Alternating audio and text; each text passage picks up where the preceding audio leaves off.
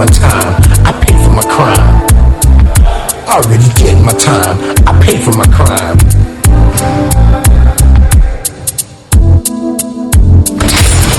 Back in the day, I didn't really care about the system. It was all about survival. It was do or die. I had too many rivals. I was too young and foolish to stay in school. I learned my lessons in the street. There was not a man I couldn't beat.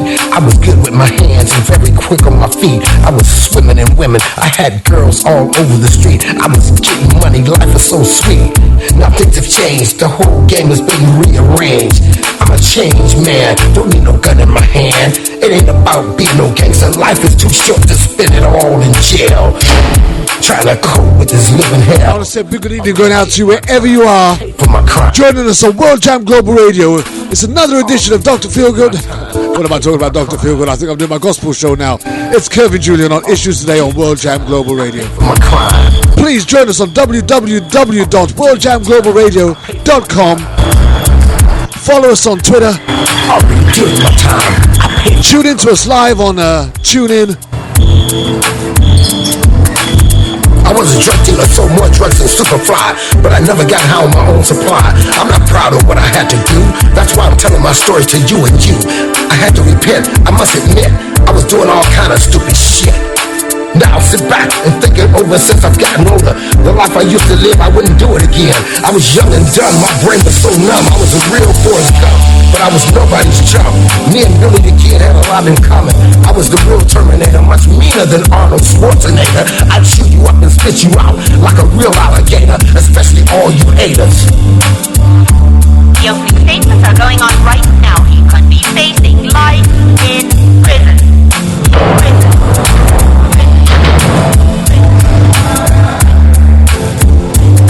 Already did my time, paid for my crime. Already did my time. On today's show, alongside my special guests, I got my co-host, my dear friend, riding shotgun once again, Dr. David Rumey. Today we also have our dear friend, Alex Salazar, former LAPD officer. We also have activist and blogger Davey Vara. So I can get my life on track and have the right to. And we also have with us again from our former impacted community show, statewide, retired Sergeant there was not a man I couldn't beat. Cheryl Ford Dorsey. Now I'm looking forward to the conversation we're going to have today. Over the street, I was getting bearing in mind that Donald Trump has won the election, that nobody thought he was going to win. Man, don't need no gun in my hand. It ain't about being no gangster. Life is too short to spend it all in jail. Trying to cope with this living hell. I fear for the lives of my people across the water. Already did. What will police brutality look like under Trump? What will law enforcement look like under Trump? What will justice look like under Trump? Already did my time. I paid for my crime. Just some of the questions that we're going to be asking on this week's show. Did my time. What next? Life after Trump. I was a drug dealer, sold more drugs than Superfly, but I never got high on my own supply. I'm not proud of what I had to do. That's why I'm telling my story. I'm going to tell you that the new website for World Jam Global Radio is looking absolutely delicious at the moment. Now I sit back and think it over since I've gotten older. The life I used to live, I wouldn't do it again. I was young and dumb, my brain was so numb. I was a real Forrest Gump, but I was nobody's chump. You can join us on www.worldjamglobalradio.com. Don't forget to sign in with your email and your username, etc., password. If you haven't got one, send one in and you'll get a verification. It'd be great to have you on board, joining us in the chat room for any questions and conversations you might want to add. I want to say a big thank you going out to our producer, Teresa, and all the hard work that she does behind the scenes to bring these shows to life each and every Saturday on Issues Today, World Jam Global Radio. But today's going to be a big one, and I do hope that you're ready for it. Trying to cope with this living here. Yes, I am. Well, I think it's time to hand over to Dr. David Ramey. David, are you in the house? I am here, and I'm sitting on my ocean, and everything is frozen here. We have icicles. The bird baths are frozen. I had to run out to the store today and buy some ice skates for the birds so they could manage it. And otherwise, it's all right. I see the ferry boat going back and forth between here and New York, and the world is okay except for the politics of our body politic in America. Now, Kervin, how are you doing?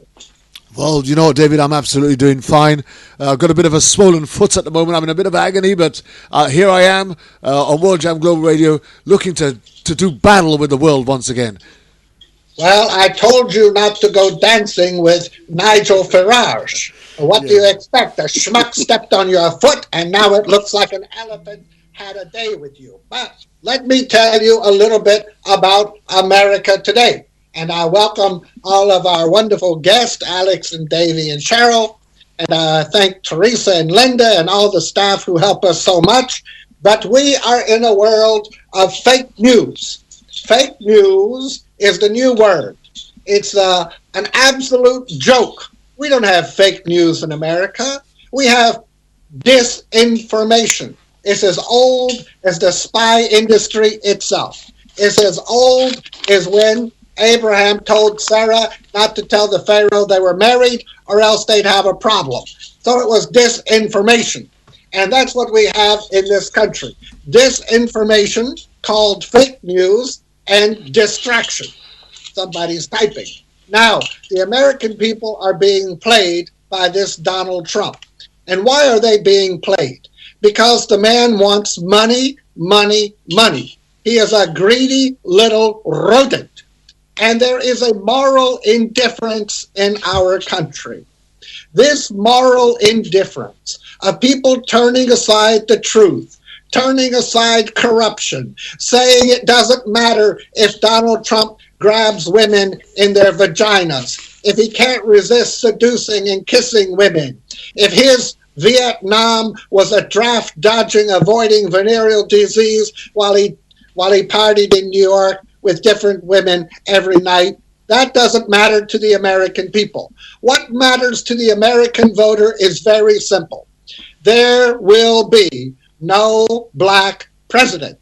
And if there is a black president, the man who says he's not born in America, that he's not a human, that he's an alien from Kenya, because Kenya is an alien country from Africa, which is an alien continent from another planet, that man can be president. You see, the older American people are voting Republican. They get Democrat programs called Medicare, Democrat program called Social Security, Democrat tax abatements, but they vote Republican.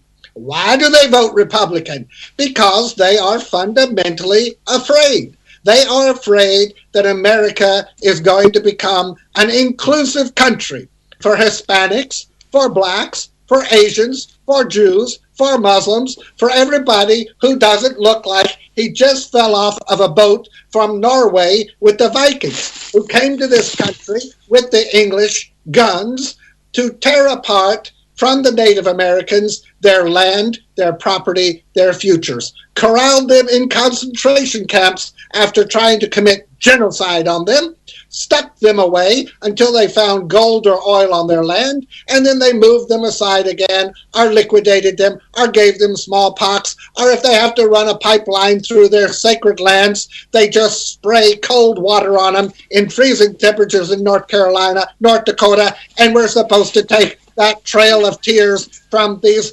underhanded, racist Schweinehunds who vote for Donald Trump.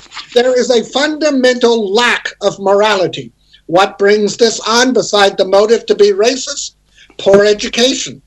The government ensures that these white people in Kentucky, West Virginia, Idaho, and Wyoming, they have very poor educations. They have these charter schools now where they teach more about religion than they teach about education. These people actually believe the world is 5,000 years old, Noah's Ark really existed, and that 4 animals of every breed on the world got on that ark and survived. Now, we know for a fact cats were not on Noah's Ark because cats would have included a cheetah, and Moses and Noah weren't going to have any cheaters. Now, there's a social pathology in America. And this social pathology is reflected most in the psychology and I would almost say psychopathic personality of Donald Trump and his corporate elite. How do we know this? Well, let's look at Trump's government as he's proposing it. He's got about 5 generals lined up, 7 billionaires lined up, and about 7 or 8 right-wing fascist, alt-right people like Bannon and Jeffrey Beauregard III Sessions of Alabama, Flynn, General Flynn, who's a wacko-doodle, and then you've got about 5 people from Goldman Sachs. Now, you know, Donald Trump said Hillary Clinton was not qualified to be president of the United States of America because she gave a few speeches to Goldman Sachs. But then he turns around and hires 6 people from Goldman Sachs. But he's quite all right. You see, it plays right back into that moral indifference. And where does that moral indifference really lead this country? Economic theft? Yes. Depression? Yes. Lies? Yes. Immorality? Yes. Vagina grabbing? Yes. But most importantly, my friends, this is where it leads us. It leads us to fear. Fear of our own lives. A president who doesn't trust the CIA telling him that Russia is interfering in our elections. A president who tells people that vaccines are dangerous and we don't need to get them. A president who tells people he saved 1,100 jobs at Carrier when he didn't. He bribed them for $7 million to save 600. And most important of all, it leads to this racist hatred in America, where you can have people flying Confederate battle flags, Nazi flags. They have tattoos with Nazi symbols on their foreheads. They go around with their cars and you'll see the number 88. Why the number 88? Because 8 is the 8th letter of the alphabet, H. And what does HH equal? Heil Hitler. And what does people like Richard Spence say? Heil Trump. 88, Heil Hitler, and Heil Trump. Now, where does this lead? You say, well, we have freedom of speech, we have freedom of expression, you can do anything you want except burn the American flag, because Trump said he'll throw you out of the country, which he cannot do. If you do that, I'll tell you where it leads. Hold on, put on your seatbelt, get ready, and here it is. Dylann Roof.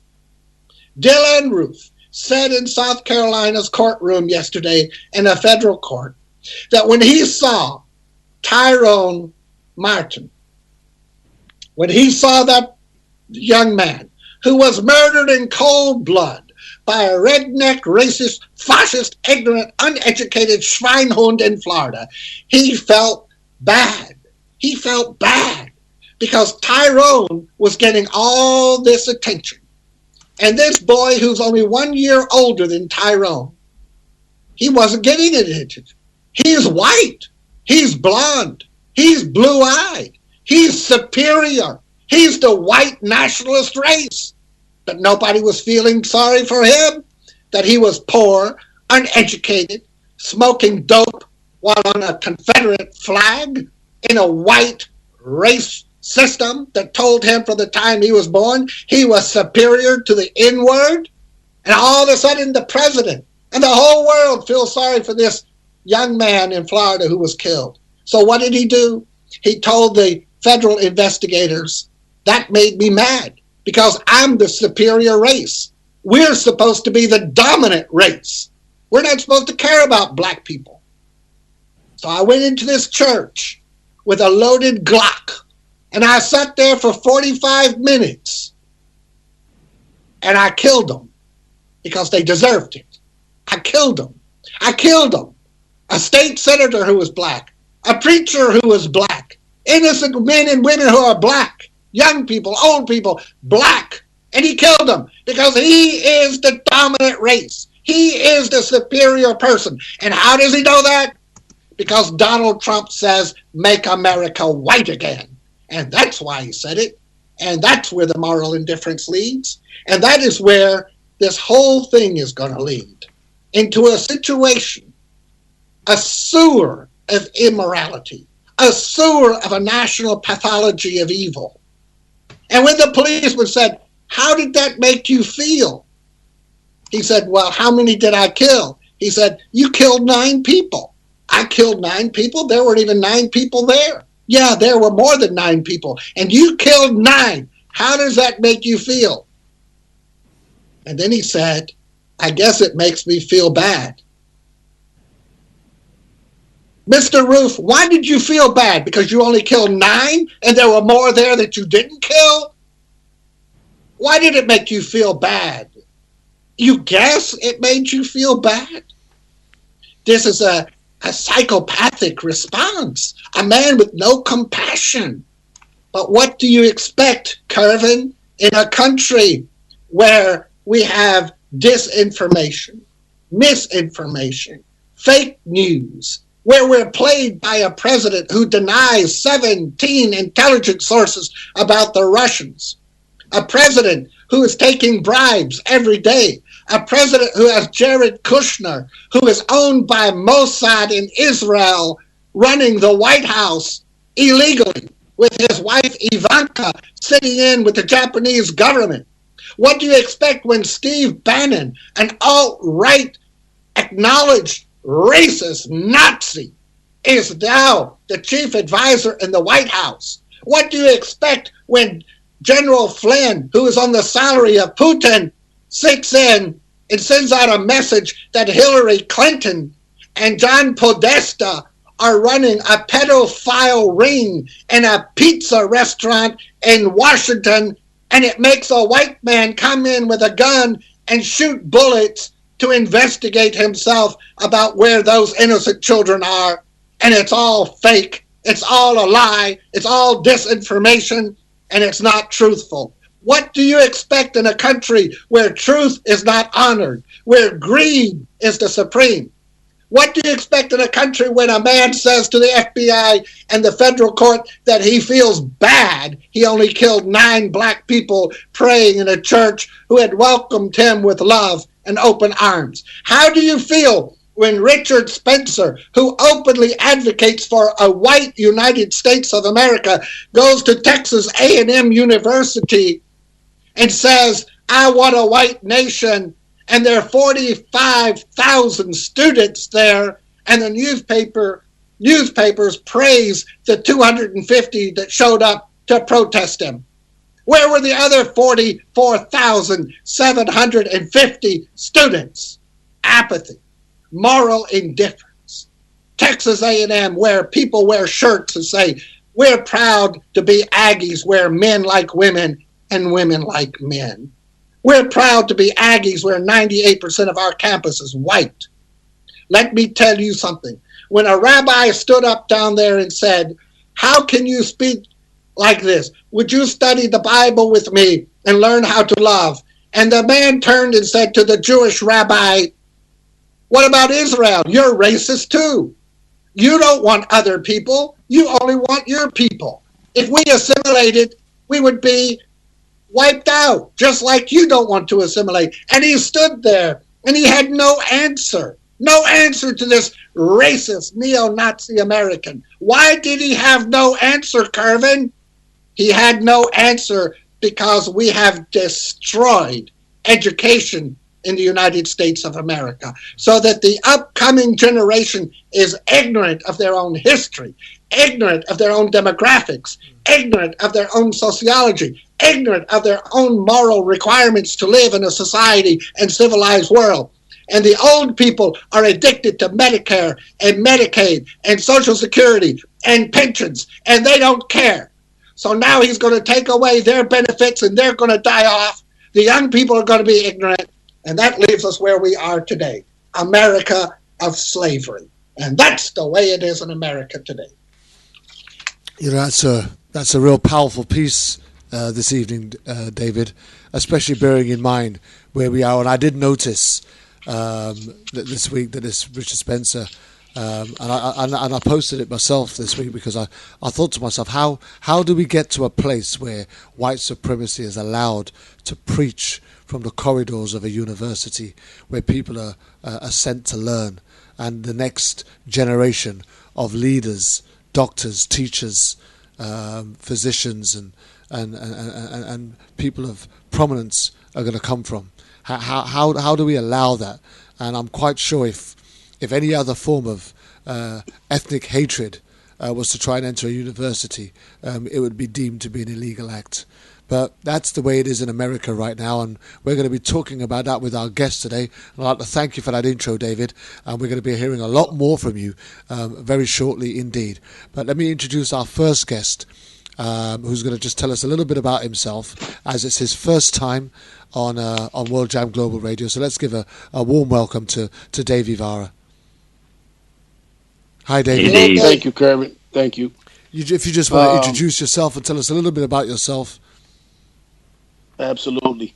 I'm the son of my name's Dave Ivara, V-A-R-A, and I'm the son of a Cuban immigrant who immigrated to the United States in 1968 under the Johnson administration.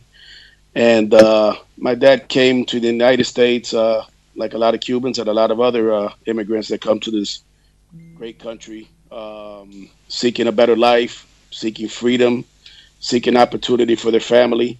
And especially for Cubans, with that comes leaving family behind. So my dad left siblings behind, brothers, sisters, left very close relatives who over the years passed. And, you know, he did it, like I said, to start a better life. And most of my work centers around exposing police misconduct, especially my target has always been the Rochester, New York Police Department. Rochester is located in upstate New York, about 6 hours from New York City.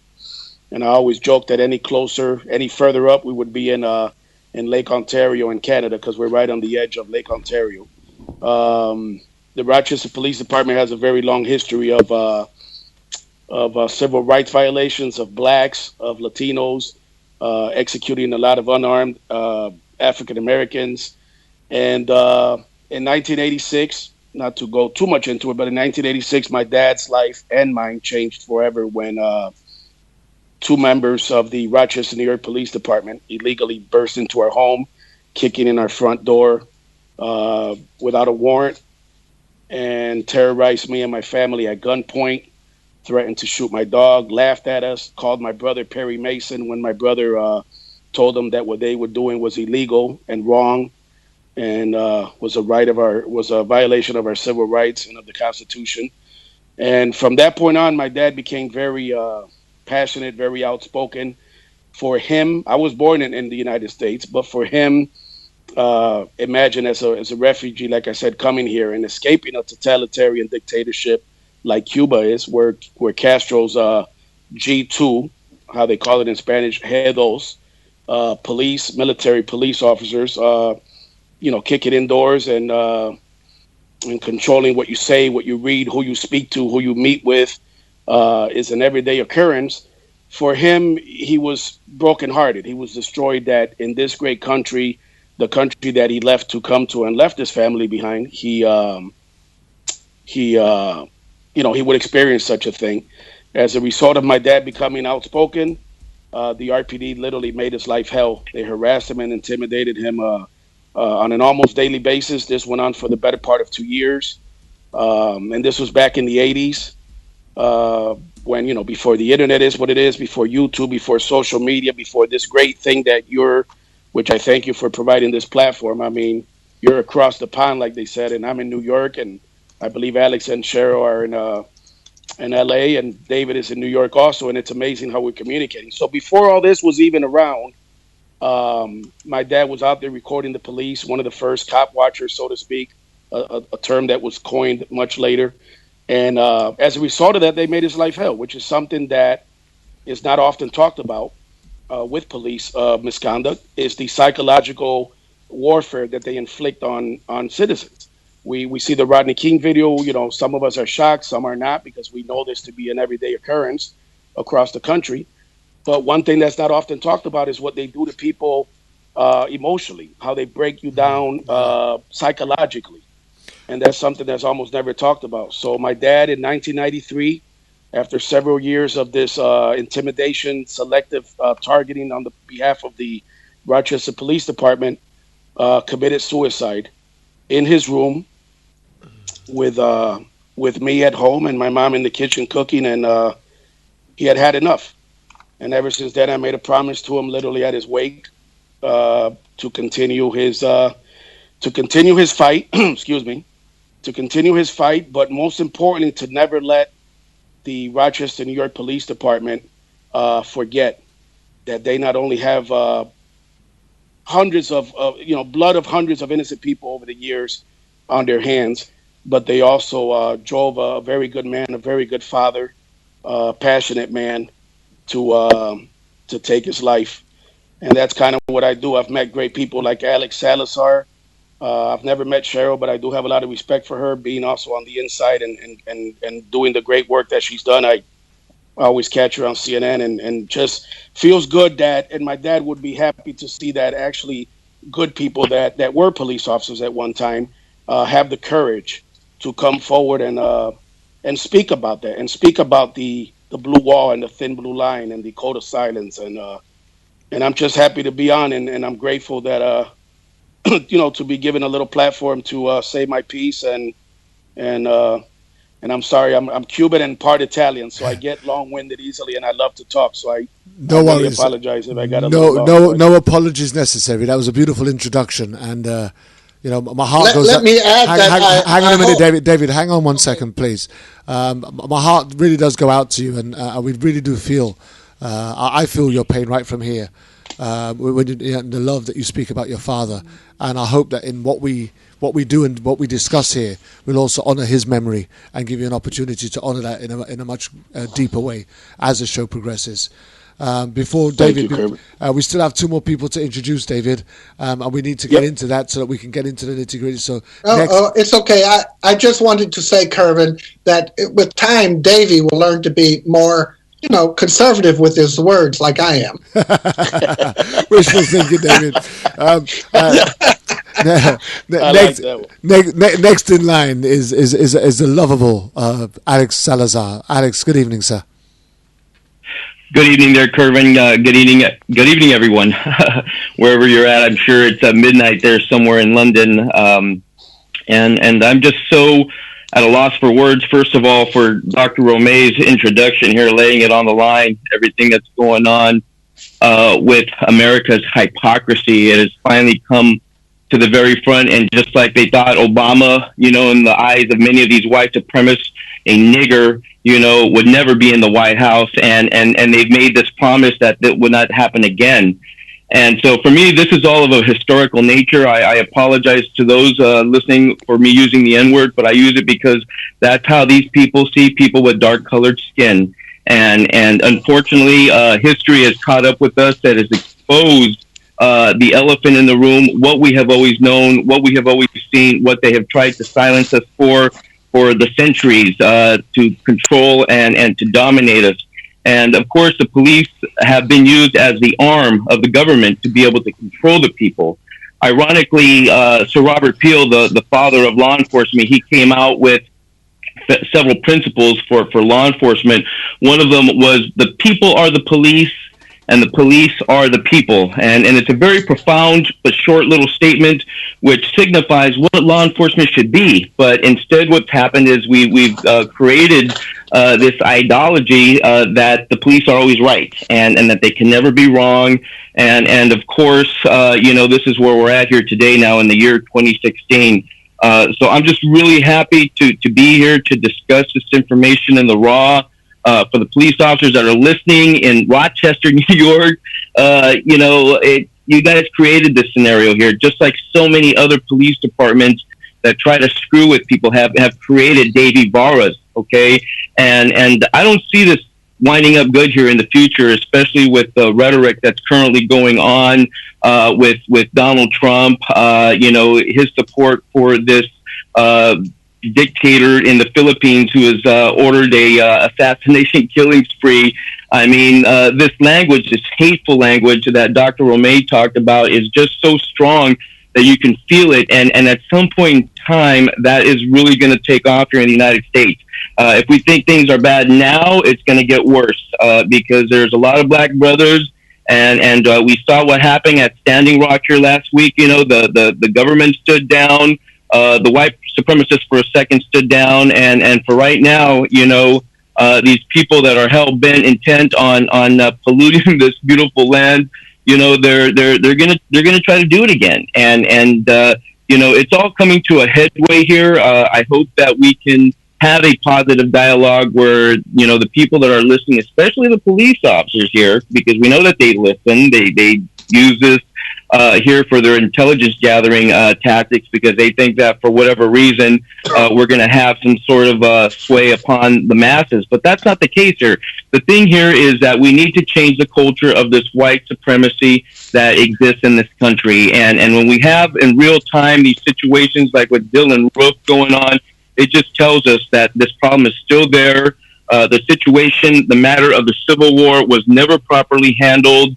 You know, I was speaking to my good friend, Kevin Murphy, one of the sheriffs over in Montgomery, Alabama, right there where this whole Civil War madness happened. And basically, you know, now is the time for the leadership to really come out in good police officers to fight this sickness here that, like I said, is about to, you know, really do something here in the near future that I don't think anyone is going to like. And so, so happy to be here with Cheryl, my good friend. You know, I'm just so proud of Cheryl to be associated with her, much less in this beautiful atmosphere of intellectual, stimulating conversation, you know. So, all right, I'm here. Let's do it. Thank you very much, Alex. And again, finally, our final guest on the show, and I really am honoured to have her on the show again. I was I mean, I was taken aback when she responded. I wasn't even sure she was going to, but when she popped up and said that she was available, I just became breathless. I'm so excited to introduce her to Issues Today on World Jam Global Radio again, and especially on this topic. It's retired Sergeant Cheryl Ford Dorsey. Hi, Kervin and everyone else. Great to be here. And a little bit about who I am very briefly. I'm a retired LAPD sergeant and author of an autobiography called The Creation of a Manifesto, Black and Blue. And I kind of began this public profile about 4 years ago when I wrote my autobiography. And I did it because I wanted people to understand what it's like behind that blue wall. And I wanted to be a beacon of hope, if you will, for officers who find themselves bullied and picked upon within the force, to know that there's life after, that I am an example of that, and it's okay to be honest and candid about the things that we think are meaningful and necessary in order to impact the lives of people that have been so adversely affected by what I like to refer to as state-sponsored killing by some police officers. I am just a voice who corroborates in a real way, in an undeniable way, those things that people who grow up in minority communities know to be true, but when they speak about the disparate treatment that they receive, somehow it's minimized and mitigated because the response generally is, but you don't know what it is to be a police officer. You never drove around in a black and white. You didn't wear the uniform. Well, I did that. I did it for 20 years on a major metropolitan police department, and on top of that, I did it all in patrol, and I'm very proud of that. I don't think there's a female now or ever on the Los Angeles Police Department specifically who can say that they have 20 years of field operation experience, which is wearing a uniform, responding to radio calls, as I do. Amen. And so I'm just here to validate those things that are of concern, and then offer some ideas based on my lived experiences about what might make things better going forward, because it's one thing to bellyache, and then it's something else to offer, you know, a resolution, a possibility of a better life. There has to be hope, hasn't there? Yes. Well, here's the thing for me. I want to thank you all for joining us on this opportunity to discuss what next, life under Trump. But a couple of things that come to mind quite quickly, and you guys can take it in turn to respond to this as and how you will. The rise of white supremacy has not just taken a hold in America. We've seen it begin to take its foothold over here in the UK since Trump started to churn out that rhetoric and that hatred.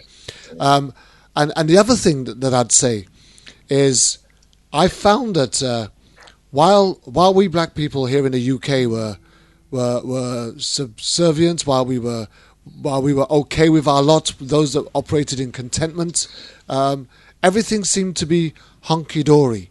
But as soon as we stop saying yes, massa, no massa, and as soon as we start talking about what's unfair and what's not right, as soon as we start talking about the atrocities and the unlawful killings that we're seeing of our brothers and our sisters across the pond over there in America, all of a sudden I'm beginning to notice the white folk that I have around me, all of a sudden they start to stand off me now. They're standing back a bit. They're a bit more wary of me now. And what's this you're going on about, Kervin? And where's this all coming from? And man, you don't have to be like that, man.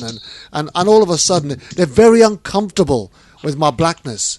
And I'm beginning to find myself struggling in my blackness here in the UK, because people don't seem to understand that because it's not happening here, it doesn't mean to say that it won't. And because it's not happening here, it doesn't mean to say that it shouldn't matter to me. What's happening out in America should matter to every single individual, because there's a possibility that it could happen to them. If that same sort of hatred was to be implemented with every ethnicity, should we then have to worry about the type of person that would lead the country next? Will he then bring his type of hatred if we had a Mexican who elevated himself to president? And what happened if a Latino came in 4 years later, and what happened if a Native American became a president 10 years down the line? Do we have to start worrying about the mental attitude of somebody who's going to have power in a country if we can't start sorting out this mess right here and now as human beings who are supposed to be living as one? And I'm struggling with this at the minute, because I've just seen the shooter of Walter Scott returned out by a hung jury. And I cannot understand for the life of me how 12 people could sit down, listen to that evidence, knowing that he was shot in the back several times while running away from an officer, and they cannot bring back a just verdict. So I'm sitting here on way across the water, wondering when will we see justice? And if we can't see it while President Obama, who is black, is sitting on the throne, what hope have we when Donald Trump gets into power? And any one of you can step in and bring in a response to what I've just said. Well, I'll go first, and I'll be brief. The system works the way it's supposed to work, and so I am not surprised by any of the things that I see occurring, and I'm not surprised that the jury in the Walter Scott murder could not find Michael Schlager guilty, because listen, great deference is given to what police officers say, and I think a lot of money probably was spent on jury consultant fees to make sure that they could get the kind of jury that would hang up that whole situation. And in the aftermath, we're hearing reports now that the jury foreman who had criminal complaints filed against him was facing felony charges, had those charges dropped in the midst of the trial. All seems very telling to me. And so understanding that, I don't find any comfort in this new administration, and I don't see things getting any better. I see them getting worse. All the more important and necessary for those of us in the minority communities to be mindful of the kinds of things that we need to do and the ways in which we need to comport ourselves so that we end those police encounters safely and are able to go home at the end of an interaction. I don't see any good coming out of this administration. Whatever civil rights investigations that were pending, being requested, as in the case of Eric Garner under Loretta Lynch, we know that this new United States Attorney General is not going to have the same kind of need, if you will, to look into those kinds of things. So I see things getting very worse, and we just need to be careful as a community and make sure that we stay out of harm's way. Very true. Alex, as a former police officer, it's difficult to. I know it's not difficult for you because you're just straight up there and right out there. But what was your response, or what was your feelings on the hung jury of Walter Scott? Well, again, like Sheriff said, it doesn't surprise me because, first of all, that area there where Walter Scott was killed is the same state where Dylan Roof is from. It's the same state where they pulled down that Confederate flag. And so it's permeated down there where it's stacked against, the black person there. I mean, there's just this mentality, F that, nigger, and basically these people just don't care, and it's so blatantly exhibited here, especially since this guy dropped a taser right there next to him and made it look like he was being attacked, which we know, of course, that did not happen. And so this is a sham job. It's very blatant, very open. Like Cheryl mentioned, there's this whole process there of defeating the system that goes on. And so these white supremacists, for the moment, it appears that they are in control, but the people aren't going to stand for this here. This is so out in the open, and some of these people have become very, very extremely militant. They are not afraid to die for what they believe in, and when they see this happening and the belief that it's going to get much worse, so we're looking at potentially a bloodbath, another possible civil war within this country of ours. Going on to Davey, this didn't happen in Trump's watch. This has happened on Obama's watch. So, for me, if we can't get justice while one of our own's sitting on the throne, is there any hope for justice at all? Well, absolutely. First of all, were you speaking to me, Kervin? I was pulling in David, but David, you can answer that. Oh, I'm sorry. Go ahead, David. That's okay. Go ahead. Kervin, I think it was, and I'm glad you brought me back to that, because previously, before Cheryl and Alex spoke, you had made a great segue, so to speak. You set it up great, because I love that point you made, my brother, about if we can't get justice with a black president in office, President Obama, okay, how are we to get it with Trump? And for me, I'll just be real brief here, but for me, the whole Michael Schlager thing, much like Cheryl said and Alex, to me, it disgusted me, but it also didn't surprise me, and it brings back some memories. Obviously, my dad's life, how his life ended and what he went through is a very sensitive subject for me. But occasionally, I get a little smile on my face when I'm reminded of something he told me, and I'm like, wow, he foresaw this 2 decades before it even happened. And he told me, he said, Davey, he used to tell me, the only thing that changes is the faces of the innocent victims, most of them who are minorities, black, and the faces of the cops doing the killing. And I told this to Alex a while back, and Alex was like, wow, that's deep. And it may be looked at as, pessimistic or negative or whatever, but my dad was very blunt, and much like myself, I think that's where I got it from. So he reminded me of that. And it's true.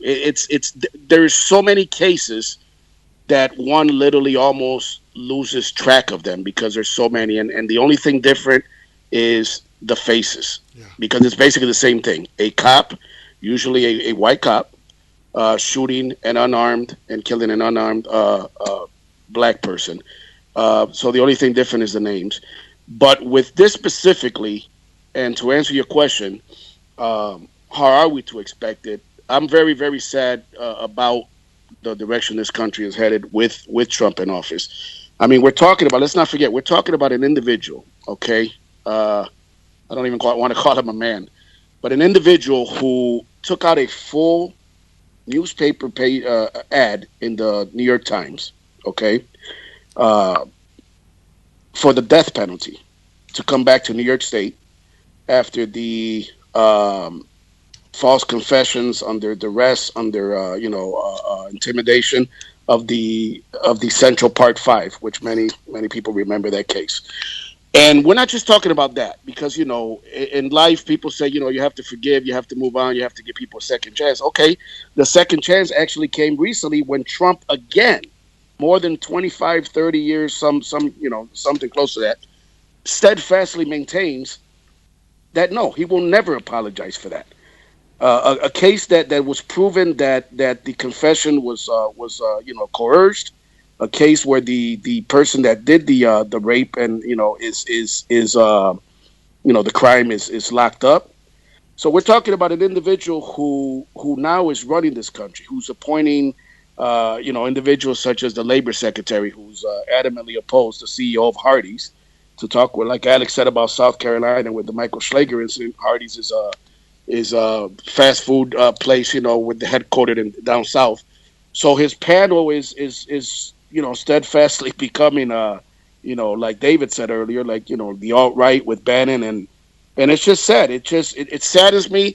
And real quickly, I'll wrap up real quick, but my aunt passed away recently in October 7th in Miami, and it was been very hard time for me, especially with the holidays and whatnot. She was very close to me. She was like a second mother. And about 2 years ago, she felt some health issues, and she felt, things were kind of winding down for her. And she's the number one in the family. I'm obsessed with photos and videos, obviously, but she was the neatest person I know with photos and videos. I inherited so much from her as far as albums of photos when I was a child in Miami, and I grew up in Miami, and beautiful. And there were several letters that I inherited that are very hard to read. And the letters are to several U.S. presidents, including Reagan, Bush, being the old school Cuban that she was, coming to this country 7 years before my parents did. She was very much a diehard Republican. The whole thing with a lot of the older Cubans, especially, that the next Republican president is the one that's going to take Castro down. Not this one. Okay, the next one will do it. And the letters are pleading with several presidents to please help her bring her family from Cuba. Help her bring my uncle, a great painter who I have his paintings here in my apartment in New York, and just to help. And it's sad because she was so passionate and dedicated for decades, pleading with several representatives and like I said, even presidents, to help with the family. And I would think, even though she was a Republican and obviously, she was no fan of Democrat presidents, I would wonder, had she been alive, to see that this person who's divided this country so much, who's put down Muslims, who's put down gays and lesbian, and the whole LGBT community, and I would wonder what she would think of that. And it's not a good direction we're headed in, my brother. And you said it perfectly. If we can't get justice with a black president in office, it just doesn't look good. It doesn't look good at all. Let me just throw this one out to Dr. David Rumey. How significant is the strategy being used by Donald Trump in the positioning of the individuals that he is recruiting for the positions that he is recruiting them for? And what will that make America look like when he's done? Well, first I want to say thank you for all those very good comments from our guests. But let me add one thing before I jump on that one, Kervin. In the last 5 years, 78 police officers have been indicted for murder. I mean, that's a huge thing to get a grand jury and a prosecutor to indict a policeman for murder. But 78 have been indicted for murder. One has been convicted and found guilty. One. So if I was Michael Schlager, with the millions of dollars the police union put up for his defense against a state prosecutor, I would feel very confident that I would get a hung jury or be found not guilty. So we can't be surprised when the jury foreman, who was the only black on in the jury, came out and said only 7 people agreed that murder would have been a conviction, 5 against, and one person said he would never vote for anything. So 11-1 said they were against murder, 7-5 said they were against manslaughter, and 1 said he would never convict for any reason whatsoever. So I'm not surprised that Michael Slager, a police officer, stopped an African American because he was driving a Mercedes-Benz, chased the man, shot him in the back, planted evidence on him, and was in a hung jury. After all, he's black. He's black. Don't forget, we're not talking about a human here. In their eyes, he's a black. He has no business driving a Mercedes. He has no business not shinning and grinning before a South Carolina white police officer. He has no business to expect to live in a world in which he is not entitled and is supposed to be white again, according to Mr. Trump. Now, having settled that issue, let me say very clearly, the most important decision for the average American, and especially for Africans and minorities, whether they're Hispanic, African, Asian, Jewish, whatever, Muslim especially, is the appointment of Jeffrey Beauregard Sessions III of Mobile, Alabama. Now, let's make this very clear. This man, somebody's tearing up paper and it's crumbling in my ears like a spaceship re-entering the Earth's orbit. I can promise you it's not me. Well, whoever it is, I'm going to stick a porcupine on him and have him drive in reverse. Now, the point of the matter is very simple. Jeffrey Beauregard Sessions III of racist George Wallace, African slavery, Alabama, is very clearly the most dangerous person Trump has chosen. I don't know about that. David, Dr. O'May, this is Alex chiming in. I kind of disagree. He is also selected as the defense secretary, Mad Dog Mattis, okay? And when I hear Mad Dog, I don't know, what does that mean? Does he really have a mad dog that's just frothing at the mouth? That's scary to me. I know you're talking... I don't know about you. I picture Kuto, but... I don't know. You're talking here about the head of the KKK, Mr. Sessions. But this guy, I don't know. They're going to be on the same level. Alex, I love you, my friend. But did you hear the statement I prefaced it with? I said for minorities and average Americans. I didn't say for international peace and the economy. That is a very valid point for war, peace, and defense. But I'm talking about people like you and me who will be arrested and harassed by the FBI and police forces, given license by this backward, slave-owning miscreant who wasn't even approved for the low-level district judgeship when Ted Kennedy and Joe Biden had a majority in the Senate. And he ran for senator to get revenge. This guy is a troglodyte, worse than a troglodyte. He's dinosaur poop. This man is the worst imaginable person. He's going to gut the Civil Rights Act. He's going to gut the Voting Rights Act. He's going to help a gerrymander in favor of Republicans. He's going to suppress the vote. He's going to require IDs that nobody can qualify for. He is going to do things at the FBI that have been unimaginable even after James Comey did all he could to defeat the Democrat.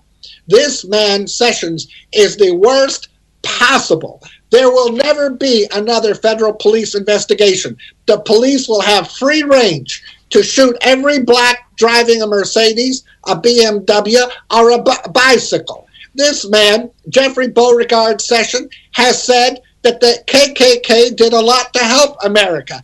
And he prosecuted people who actually worked against the KKK. The Southern Poverty Law Center in Montgomery said he is the most dangerous person in America if he is appointed. And these Republican people in the Senate are going to approve him.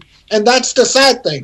Now, do I think it's horrible that he's appointed Betty DeVos, a billionaire woman, only because she married the owner of Amway, which was a corrupt organization? She wants to dismantle all public schools in America and have charter schools and fund private schools. She wants to destroy the very basis of our country in its unifying endeavor set forth by Thomas Jefferson. destroying the public education system.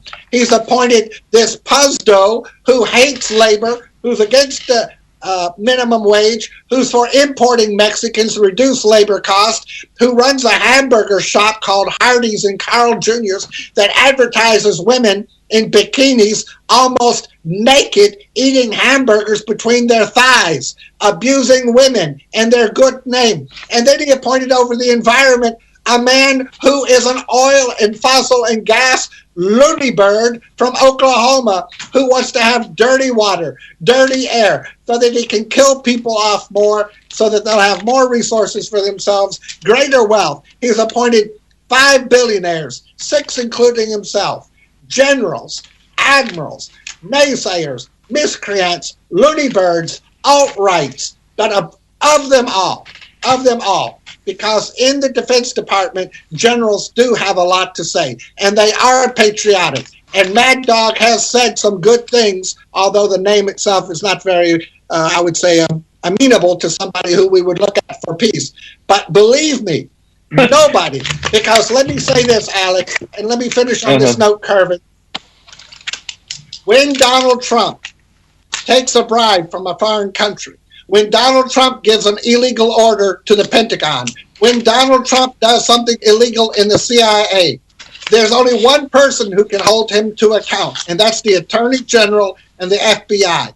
And the Attorney General rules the FBI. And therefore, the Attorney General is the most important man in America in terms of keeping this ballistic, immature, vagina-grabbing, lying, pedantic pederast at bay. Wow. Well, I guess you don't like Donald Trump then, eh? I don't like anybody who lies constantly for the sole purpose of demeaning and denigrating other humans in the image of God made. It goes against my grain as a human being. Hang on, let me throw this towards Cheryl. We've had democratic governments for the last God knows how many years. The fact that Donald Trump has no political career, no political experience, no political discipline, no political know-how, and he seems to be surrounding himself with like-minded people. Do we hope that he could make a difference where governments before him with more practicalities couldn't, or are we right to think or feel fear for what's left to come? Well, I don't know if fear is the right word for me. I mean, I have concerns. I hope that he doesn't hurl us into some kind of a war because he offends a leader of another country. But, I'm not encouraged by anything that he says or does. I'm not encouraged by the type of appointments he's promising.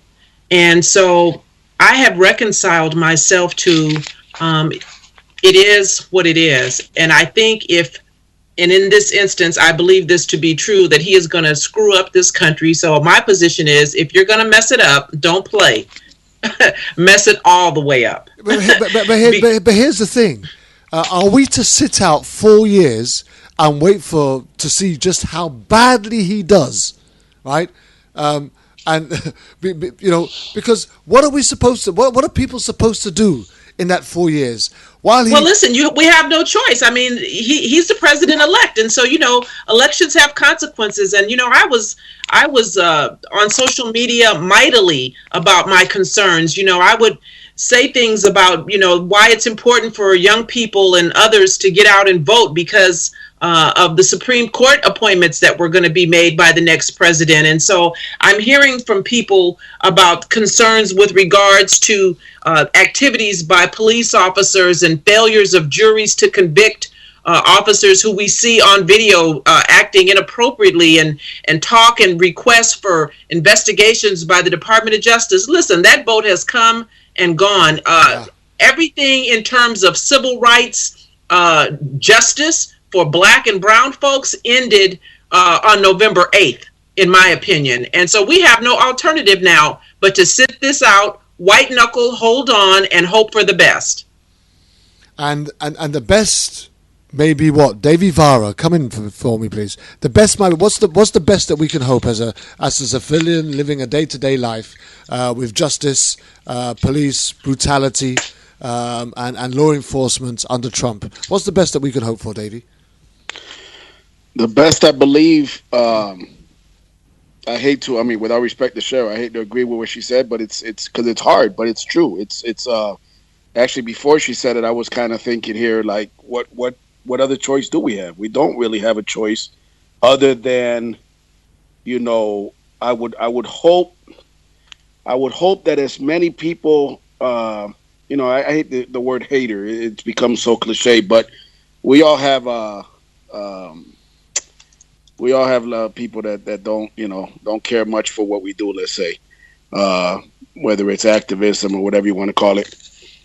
And I would hope that those people and everyone would wake up and realize to get more involved. Because I think at this point, I'm Latino. I'm the father of 3 beautiful children, 2 of them being African American and Latino. And I find myself having the talk again. And the talk is basically, to my son who's 1 year away from driving, and my second oldest who's 3 years away from driving. To have the talk about under Trump, I have no doubt, like Cheryl said, that boat has left. And I don't think it's far-fetched at all to believe that it's almost like I believe for the cops out here, for the ones that are rogue, for the ones that are out of control, I believe it's just going to be more of the same.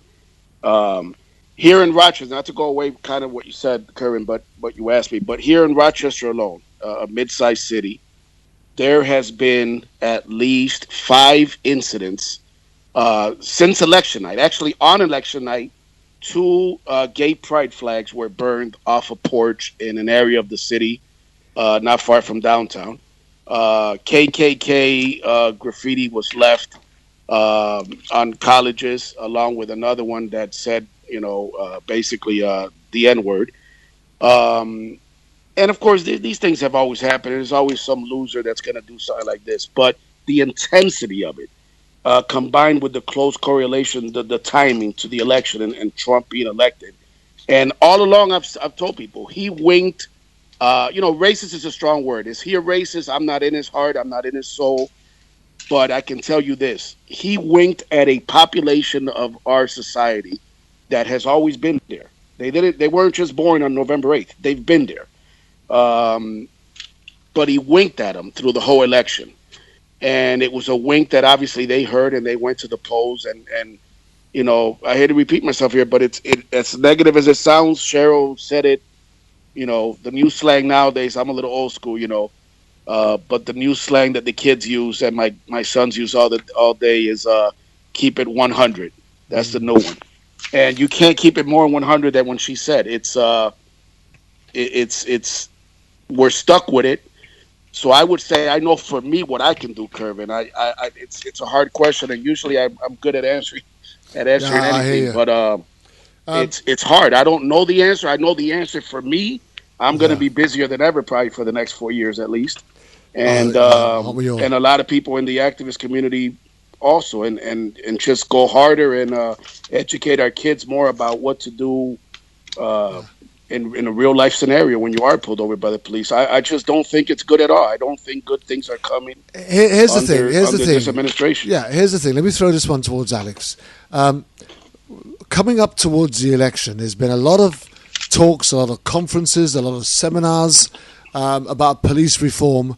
And I remember our good friend Greg Greer went and met with Hillary Clinton, and he was optimistic about what she was going to do as far as Black Lives Matter was concerned, and justice for the innocents that were being killed.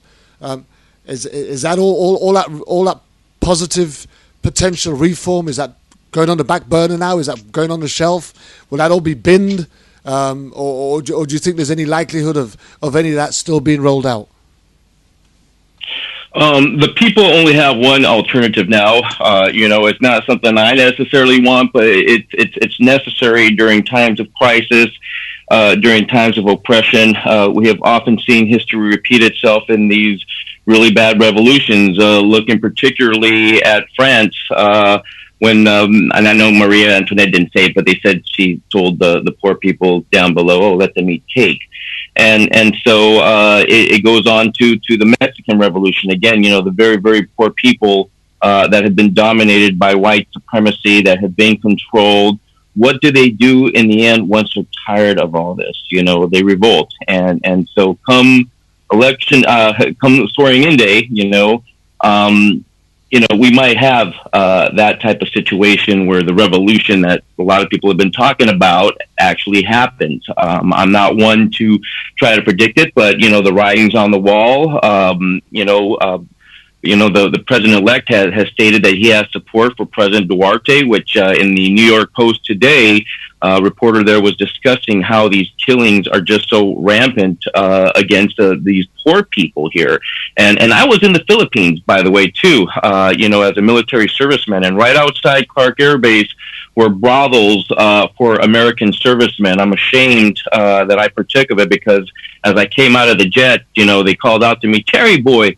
And I didn't know what the heck Cherry Boy meant. And so there they took me, the pilots and my whole airplane crew. We were flying around a C-141, and we went into the brothels, and I ended up catching gonorrhea and what have you. And so these are the poor people here that the United States has continued to exploit. I know that was too much information there, but I say it to keep it real here with, my stupid ignorance of what I was a part of as a United States serviceman. I didn't sign up for that, and at that moment, I really didn't care either. It was just kind of like, an experience here to kind of indoctrinate me into this whole white supremacy thing, where here's all these poor people here, and here is the good old United States government, taking advantage of them. And so, it's really scary here. All these programs were so beautiful. Black Lives Matter, protesters like Jasmine Mechanic out here in Los Angeles, who is now suing the Los Angeles police chief for targeting her during the Eric Garner protests. Supposedly she was the Pied Piper of Hamlin and basically was, planning here to start this war, and I apologize here for the background noise. But, it was just a really strong thing here that happened and that occurred. And so we are faced with this dilemma now of what are we going to do about this matter, about this situation here that is, coming to a headway once Trump assumes power, like with what, Dr. Romay mentioned, the Sessions individual and this other character, Mad Dog, what Mattis, is his name. So for me, it's something that I don't want to think of, that this can really get to that point where we have an American genocide happening. But with all the hatred that's going on, it sure does seem like that's what's on its way. Here's the thing, though, right? They used the protests of Black Lives Matter, the movement of Black Lives Matter, to drive fear into the hearts of the middle class and upper class white man and woman on the streets of America. How much of this white supremacy thing is hoax or propaganda, or is this a real threat to the way that we live? Please let me answer that, because that's kind of where I got my degree in working with the LAPD. People that, Cheryl and I both know that we work with as police officers. We don't have to mention them. I will mention one of them was my father-in-law, who used to refer to the black people while on patrol as fun people. That was a acronym for fucked up nigger. Okay, pardon my language here, And then I just learned from working recently with another former police officer that they call the blacks in Long Beach Dans, okay, dumbass, N-word, basically. And so this is a very real mentality. I had it myself to some degree, and I feel I need need to out myself for that, because that is the way that they teach us. That's the way that they brainwash you. And how do you get out of that mentality? It takes admitting that, you're a part of the system. Of course, there's people, like Cheryl, who are just very unique, that she has always been that type of person, that woman, who was able to stand up against that system. And really, I do recommend her book, because she describes these type of behaviors exactly to the T of how they play these games, how they have their little good old boys club. And so, yes, it is a very for real system here. Trump is demonstrating it with his association of all these billionaires. Okay, they're all thinking, wow, we're going to make the most money. And here's all these little side deals he's got going on with Japan. For him, this is all a game. It still continues to be a show, except now he is the most powerful man on earth. And so we really do need to look at this for what it is. And the people are going to rise up. They're not going to put up with this, and for me, I'm not advocating violence, but unfortunately, those are individuals that believe that there's only one way to do this, and that is to give their lives, and so if anything should happen to any of us, and I really worry for my friend Dave Ibarra too, because he has recently been the target by NYPD groupies who are telling him that once Trump does become president, that he better watch his back. That is very scary here. And as I mentioned with my friend Jazz Mechanic, who has a lawsuit now against the city of LA for her false arrest, this might all fall by the wayside, all this hard work that we're doing, because all of a sudden, this mindset has, just like World War II and Hitler, a whole nation turned to that ideology. And so we are seeing that same type of effect also taking place in this country of ours. Cheryl, Alex talks about his experiences as an LAPD officer, and prior to that, I'd asked the question about how Black Lives Matter was used to drive fear, and is white supremacy a real threat? As a black police or retired sergeant, when you were actually in the force, operating as a patrol officer or as a patrol sergeant, going out on the streets and working from your office base, how much of that racism within the force did you witness, did you come up against, and how were you able to deal with that and work amongst that as it took place in your environment? Well, for me, I joined the Los Angeles Police Department when I was very young and very naive. I had never been in the military. I had never, been involved in sports or any of that other stuff. I just came on because I was looking for a good paying job with some benefits. And so for me, the indoctrination or the experience, the learning experience was immediate. In the police academy, I immediately realized that they were not really interested in anyone that looked like me, number one. And then I didn't fit the police mold. I didn't bleed blue. I came on because I needed a good job, not because I wanted to be a police officer. So for me, having grown up in South Central Los Angeles, it was very easy for me to treat people the way they should be treated, because number one, I'm a black woman. Number two, I'm a mother of four, at that time, little black boys. And I was that police officer third. So there was never any conflict with me about how you treat people. I treated people the way I would want any officer to treat any one of my sons if he were to encounter my young men. So it was never a problem. And for me, I think my experience was that officers tend to do things that they can get away with. And so if you're a bad doer, if you're mistreating people, you don't want to work with somebody who isn't like-minded. And so officers tend to like to work with people that they can get away with foolishness. And on the day when that regular partner is not there and you have to work with someone else, me, then that's a day that no foolishness occurs, because I'm not going to allow it to occur. And they understood that. So they were very careful about the kinds of things that they would do in my presence. Yeah. And so, I never had any issue with speaking up about things that I thought should be done differently. Of course, in the beginning, I had to kind of be quiet and not say too much because I didn't have tenure. But once I got off probation after 18 months and then I started working with people that looked like me and thought like me, on those rare occasions when I would have a white officer who wanted to sit someone on the curb or who treated someone in a way that I thought was inappropriate, I was quick to remind them that that's not going to be tolerated. And so I think, what has happened, to jump to the next part of the whole Black Lives Matter, I think, police departments and others have been very disingenuous and intellectually dishonest about how they portrayed that whole movement. And somehow folks think because I'm Black or because people who are involved in that movement don't like disparate treatment, somehow that makes us racist. Yeah. And we know that that's not the case.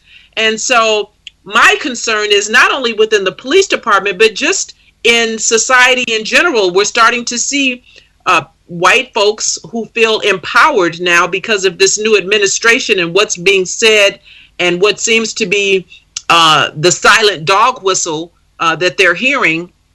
We're seeing examples of people assaulting minorities on subways and on streets. And I saw just last night a young ball player in New Jersey came home with his family and saw that his home had been broken into and swastikas and Trump had been scrawled all over the walls in his home. So, this is not, this fear of Black folks is not unique to just police officers and community members. It's white people and just Black folks wholesale. Yeah. And so it's imperative that we be mindful of that and that we are aware and that we do the very best that we can to protect ourselves. With police officers, what I say, if you feel like you've been treated unfairly, inappropriately, create a paper trail, write a letter of complaint. Don't try to hold court curbside with that officer. Don't try to demand that he treat you a way that you think you should be treated. Don't talk about your rights. Yes, you have them, but it's more important for you to survive that police encounter. And so you need to just be quiet, be a good wit, be an advocate for yourself, and then create a paper trail to document that errant officer's behavior. Because listen, when it gets to a Michael Schlager stage where he's killing somebody on national TV, we know that that's not the first time that that officer has done something inappropriately. It needs to be documented. The biggest problem for me is this. You're going to have people that are like me. You can't shut me up. If I see a wrong, it's a wrong. And if you're going to try and put me in the wrong place when I'm not wrong, I'm not going to let you do that. Because very much like you, Cheryl, I stand for what I believe in. But it strikes me that Black folks in particular are going to have to be particular about what they say, about even as much as they need to do that now anyway, with the gun-toting, trigger-happy officers that are out on the streets.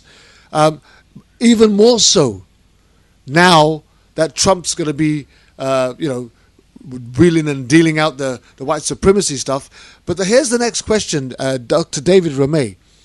Are white supremacists, racist officers, or anyone who is Trump-like minded, are they going to start walking around feeling like they can get away with more, knowing that Trump's in the seat? Do you think there will be an attempt to try and push the boundaries to an even further degree where people of color and different ethnicities are going to find themselves coming up against a whole barrage of assaults, abuse, and persecution? I would like to say that as the demographics of America is changing, that we would have an equal number of changes in the police and fire departments whereby, for example, if a town goes from 90% white to 50% white, you would expect there to be a commensurate change in the demographics of the department and therefore a certain compassion and identification with the people being served by those public officials. But that's not the case. In my own town in Connecticut, which went from about 90% white to 50% white, our fire department police force is about 100% white. They keep it in the family, they keep it in their neighborhoods, they keep it among themselves and their friends. So the question is, how can you expect behavior to change when that behavior is taught to the existing and future police and fire department people from the time they're born within their families. They're told that kind of person will shoot you. That's a drug addict. That's a prostitute. And so they form preconceived ideas before they ever put on the uniform. And once they put it on, they act in ways that they've seen their parents and grandparents act. So the question about, does Trump make it more likely? No.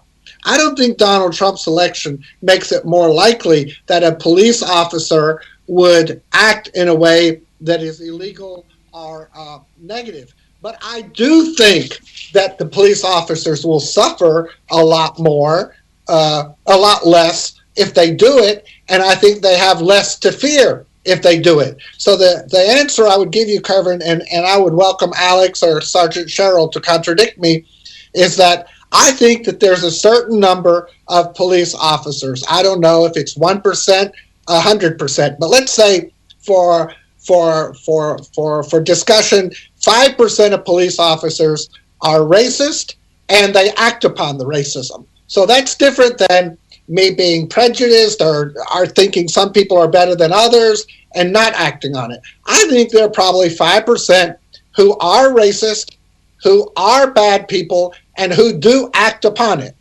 Now, I think that 5% is probably not going to change until we change the American education system. But in the meantime, I think that 5% will be less careful in acting out their negative behavior than they would be if Obama or a Democrat or a Republican who is a lot more honest and with more integrity than Donald Trump and his fascist, racist Attorney General Jeffrey Beauregard Sessions III of Alabama. You know, in the new year, we're going to be doing a follow-up show, and we hope to have Brother Cephas, Greg, with us again. Hopefully Cheryl will join us again on that. Also Alex, I'm really hoping that you guys will join us for the follow-up to our Impacting Community show. And I suppose where I'm going with this next question is, as we obviously is, we're moving really deep into the heart of the show now, and we're almost 40 minutes away from the end. But I also, like Cheryl, I just don't want to do the bellyache. I want to talk about where do we go from here? What next? And that was the emphasis on the show, was what next? Life after Trump. So how do we start to educate our communities in order for them to be able to not just to prepare themselves for Trump's arrival and tenure as president of the United States of America, but how do we prepare them for the repercussions of the damage that may be occurred during his time? Because whatever takes a time, it takes a time for behavior to be learned, but it also takes a similar amount of time for behavior to be unlearned. And whatever damage we do internationally around the world, we're not just going to be able to go around when Trump is finished and say, oh, sorry, let's be friends again. Some countries may never recover if Trump gets his own way.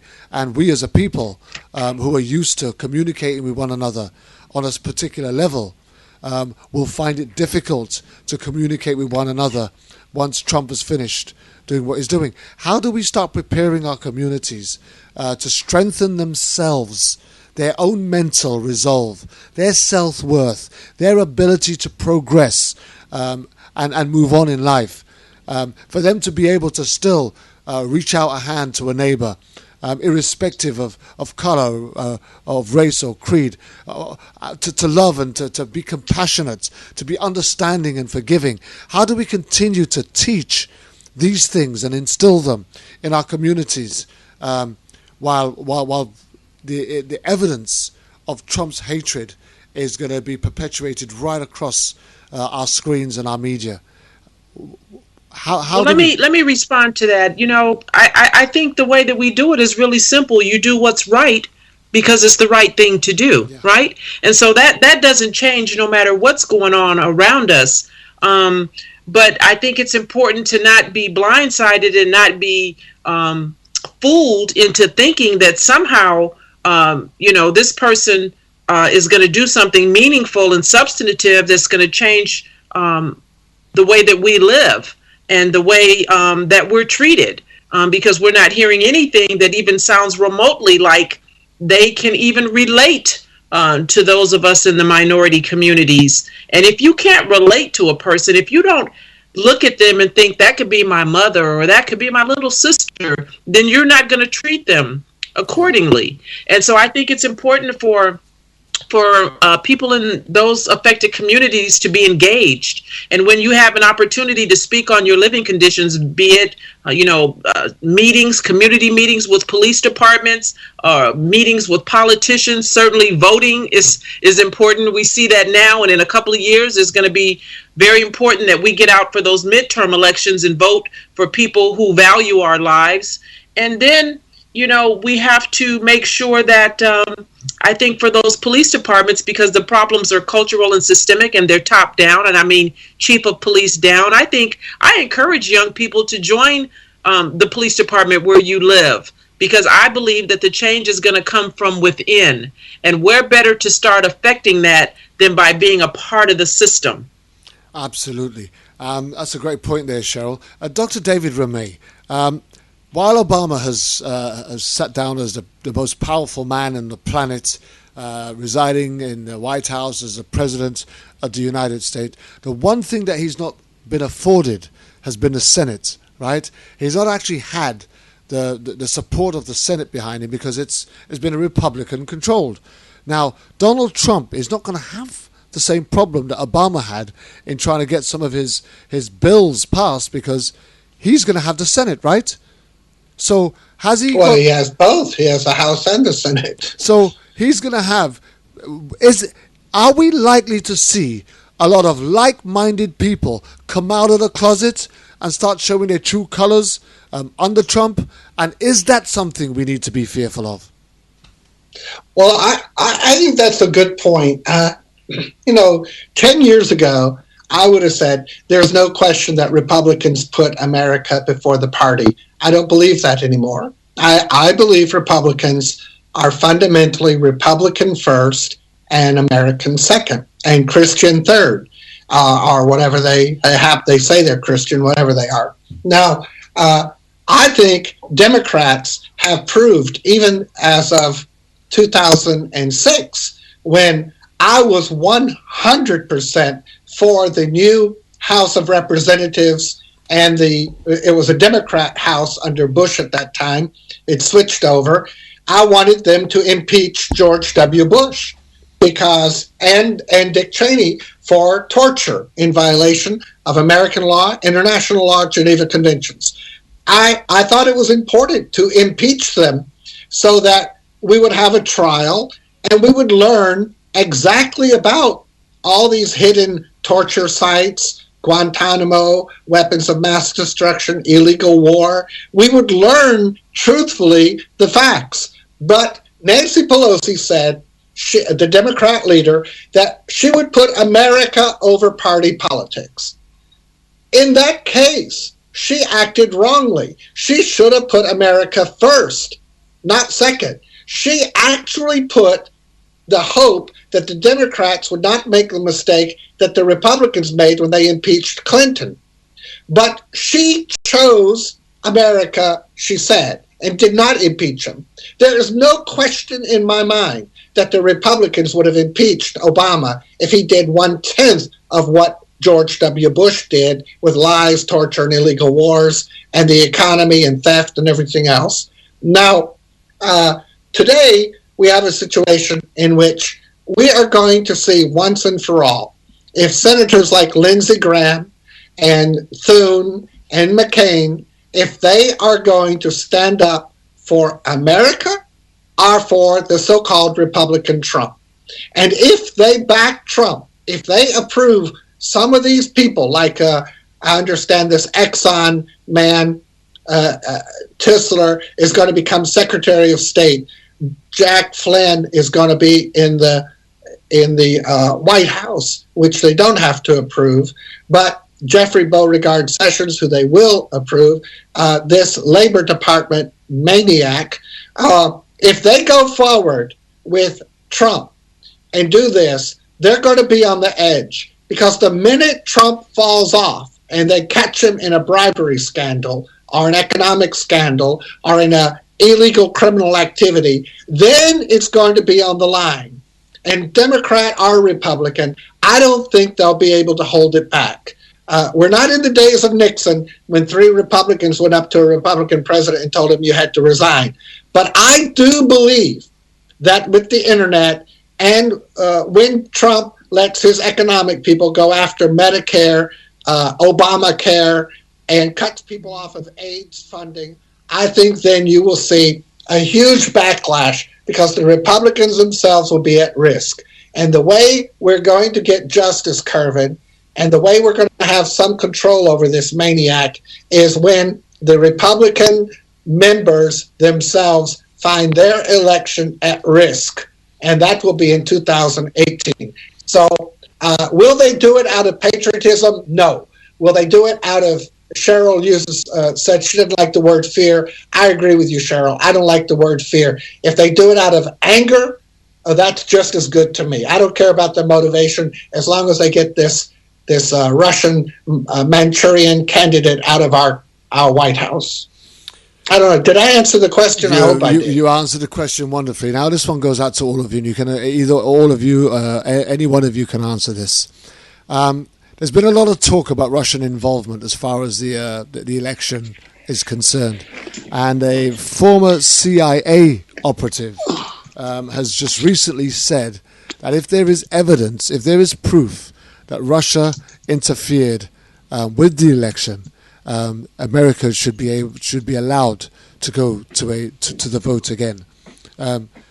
What strength would you say that there is in that argument at the moment? And anybody can answer that.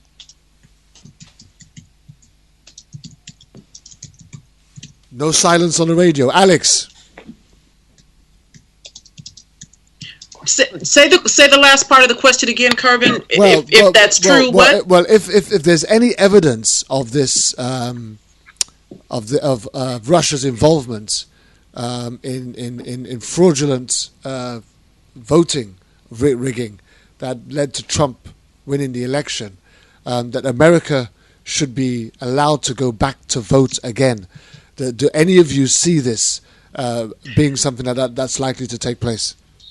I don't see that happening, but I don't know that there will ever be definitive evidence that they were involved in rigging the election, but certainly reports are coming from the CIA that certainly they had a hand in influencing information that was disseminated, right? Because we know that they were almost daily dropping WikiLeaks information. We know that there was a deluge of fake news that permeated, social media for sure and other places. And so I think that I believe the president has just requested some type of inquiry by Loretta Lynch to be done before he leaves office with regard to that. But, I think it's set up the way that it's set up. And when you look at the people that Trump is associated with, it's not like they didn't see this coming. There are reports that, in fact, there were discussions and secret meetings that were held with some of the senators with regard to this. And Mitch McConnell said that if they mentioned the discussions, that he would come out and say that this was a partisan attempt to thwart the election. And so, now there's a whole lot of information coming out about it. But they knew this before we voted, and they didn't bother to share it with us. And now we have a president-elect who apparently doesn't value the information that's given to him by the intelligence agency of the United States, but would much rather side with information provided, to him from Russia, and then is surrounding himself with people who are closely tied to Russia. Paul Manafort, his previous campaign manager, this guy that he's thinking about putting up for Secretary of State, is somebody who was given the highest award available to a non-Russian by Putin. And so it's going to be bad. Don't forget Carter Page and Mike Flynn.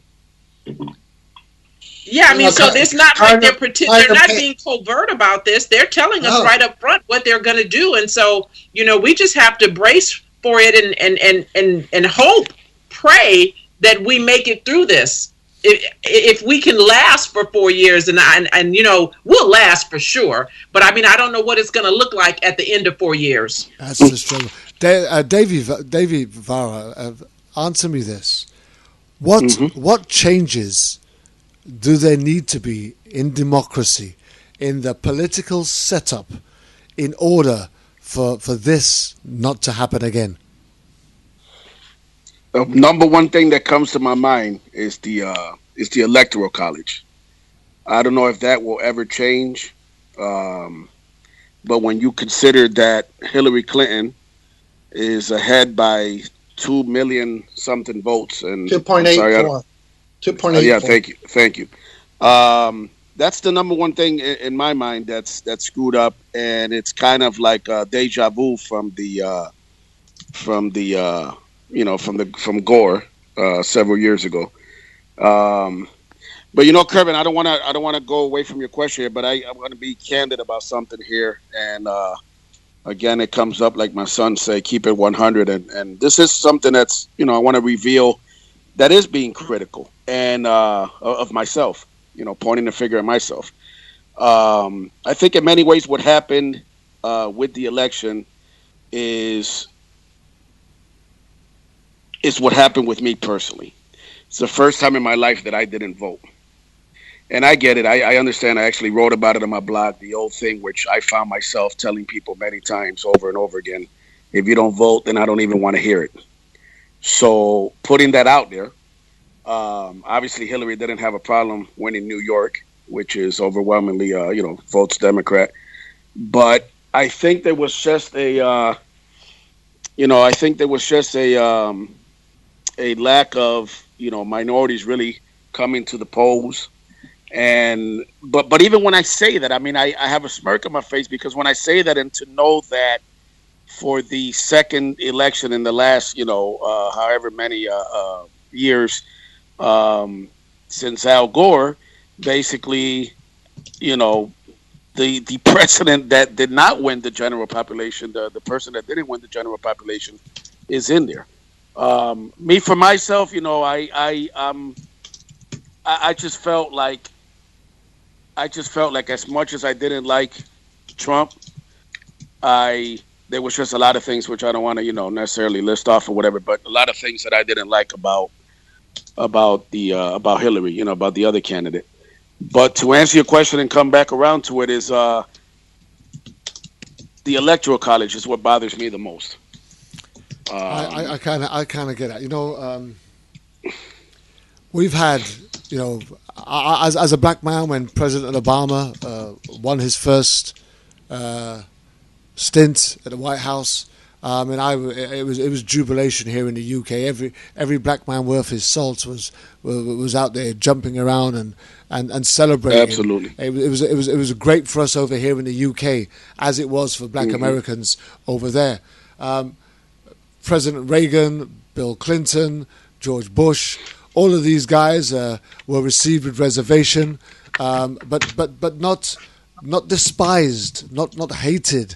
There was no concern as such, as or pre-concern as to the detriment that they might put relationships into.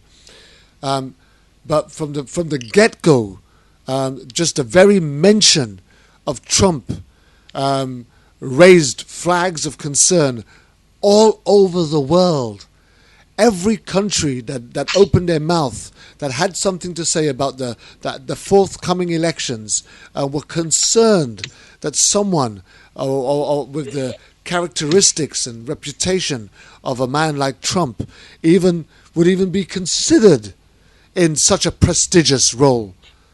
Absolutely. But yet, despite all of these things, despite all of these concerns, despite all of these reservations, he still managed to win the election. Now, that's got to speak volumes about something. And I'm trying to get to the heart of what that something is. What could be so very wrong with the infrastructure of the United States of America that they would rather run with the devil? Because that's what we're talking here. I'm not going to pull any punches, right? That they would rather run with the devil than do what they Kervin, let me speak just real quick to that. First, we've talked about this many times. America is the most militarist country on earth. That's a fact. We've had probably 50 wars since World War II. Russia's had 2. And we call them a military threat. We spend 38% of the world's money on military. 38, if you take all the military expenditures in the world, we spend 38% of it. Russia spends 4% of it, and we're supposed to be afraid of Russia. We love wars, whether they're in Angola, South Africa, Nicaragua, Guatemala, Europe, it doesn't matter. America is a militarist country. Eisenhower warned us against it. Trump has come in after a very no-drama Obama, and he has promised excitement. Make America great again. Make America white again. Reassert the dominance of the white people again.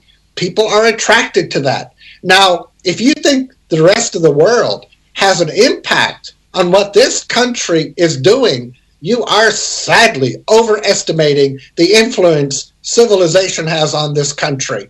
This country still keeps Indians in concentration camps while we make Germany pay reparations for concentration camps. This country smears Cambodia and China for concentration and re-education schools when this country has 5 million people in prison. This country has 5 weapons for every human we have over 1 billion weapons.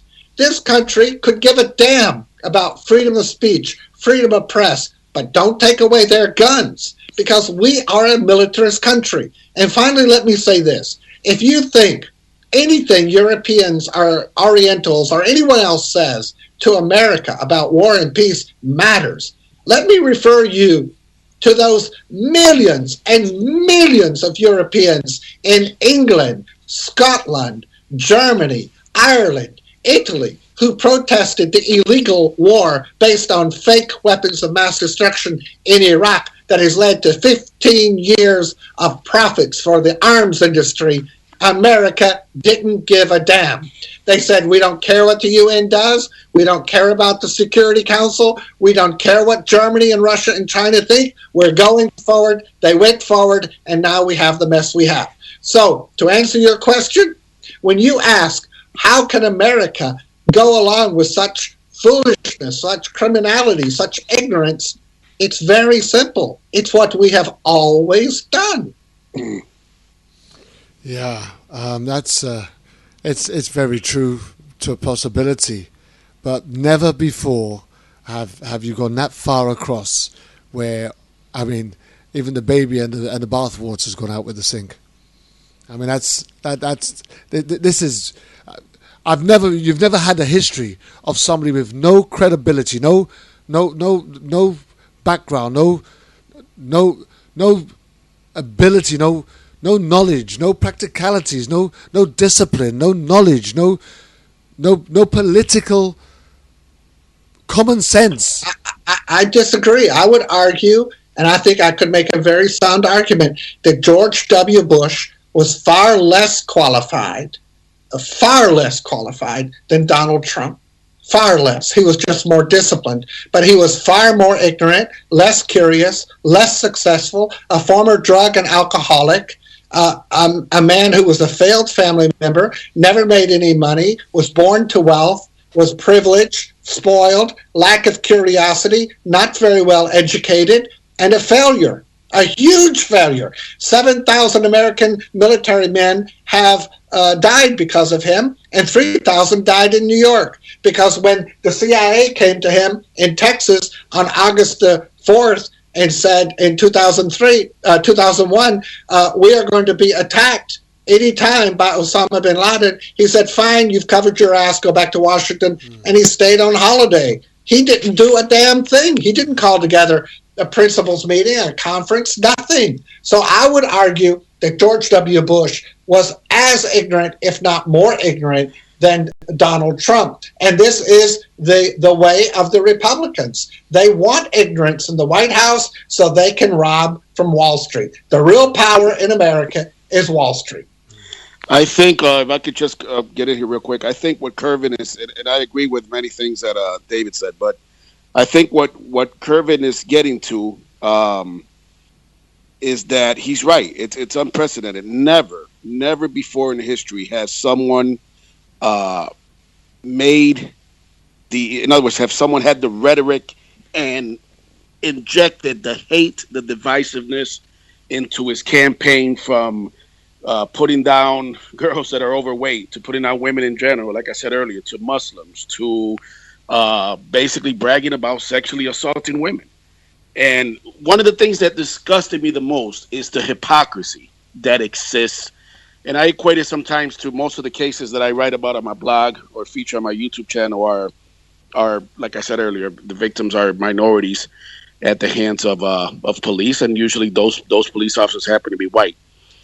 But I usually flip the script. We live near a town called Pittsford, New York, and it's a very affluent town.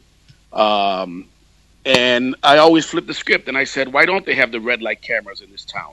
Why don't they have the liquor stores in this town and the check cashing places? And they actually have a building code where every building has to kind of have the same architecture and same look to it, down to the color of the bricks. And it's a hypocrisy that exists in this country. And how much hypocritical can you get that we value ourselves? This system is set up as such that from the time you're in school, obviously we chastise, and rightfully so, rapists and assault on campuses towards women, like I said, rapes. But how can you possibly have an individual be so nasty and say the nastiest, most hurtful things, offending basically everyone? He left no stone unturned. Absolutely. in his hate. And so I think, hey, pull the race card here or whatever. Some may disagree with this, some listeners, but I think it also speaks and it hits on the nerve. There's definitely a correlation. There's definitely a relation to race. Absolutely. To how racist this country is. And it's always been that way. Yep. It's like I said, it's nothing new. It's actually just allowed it to rise to the surface openly. Right. Racists were not born on November 8th. So it's always been like that. And when you have a president like President Obama, okay, who is heckled early on. I forget how many months he was in as president before he was heckled. Less than a month. Exactly. You mean Joe Wilson at the State of the Union, yeah. Exactly. Thank you, Dave. Yep. And when you have the same individual who ironically just became president, obsessed with this man's birthplace for years and years and years, combine that with what David said, which he hit the nail right on the head when he said, for a country that claims to be so concerned about violence, we're the most violent country there is, from the TV shows. I'm a big hip-hop head. I know when Cheryl said South Central, I grew up listening to NWA. No surprise, one of my favorite songs, no disrespect, Cheryl, was Fuck the Police growing up, okay? But when you look at it, when you look at the history of this country, Tipper Gore, I remember, and a lot of the black reverends, in New York, a lot of them who just wanted to get their 15 seconds of fame. I remember them on the news in the 80s rolling over CDs of NWA and Ice-T and Two Live Crew, Luther Campbell, running them over with pavers, construction pavers, and setting them on fire and basically calling it, stopping short of calling it the devil's music. But when you think about it, what is different about white America? From Arnold Schwarzenegger to Terminator to, violence is entrenched in this country's history, and so is guns. For God's sake, we had a John Wayne kind of, candidate within President Reagan. And so I'm going in circles a little bit here, but I think it speaks to race, because when you have an obsession with the first black president in this country, and I know people say Bill Clinton was actually the first black president, but I mean, I'm speaking literally. And when you have this obsession and this hatred, and he's the Antichrist, and he's trying to take guns away, and over, like Charlton Heston said, over my dead body, you'll pull it from my dead cold hands, or whatever he said. When you have that, and then you have this candidate come out and wink at the David Dukes, which, by the way, obviously, I'm sure everybody knows, gloated on Twitter about, we played an important role in electing Trump, David Duke from the KKK. And when you have this force and this hatred towards, like I said, towards Obama from the time he came out, and Kervin, I share your thoughts there. It's one of the only days I've ever given off to my kids from school to stay home.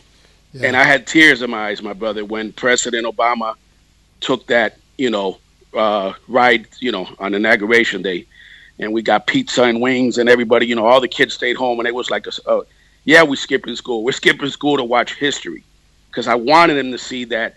I wanted my two boys to see that someone who looks like them can make it where President Obama made. And I wasn't happy with a lot of his stuff. I wasn't happy with the NSA and everything that's come out. So it's not about cheerleading for him. It's about, there's never been in the history of this country, who claims to be mightier than thou and teach our kids this and teach respect. But then you have a man bragging about grabbing a woman by the pussy. The sheer vulgarity of the man. And that is accepted. And I can't believe it. I go to Pittsford, where I shop here at Wegmans, and I see the soccer moms, like we say, pushing the big Escalades and the big gas-guzzling brand new 2016, 17 SUVs, and I see Trump on the bumper sticker.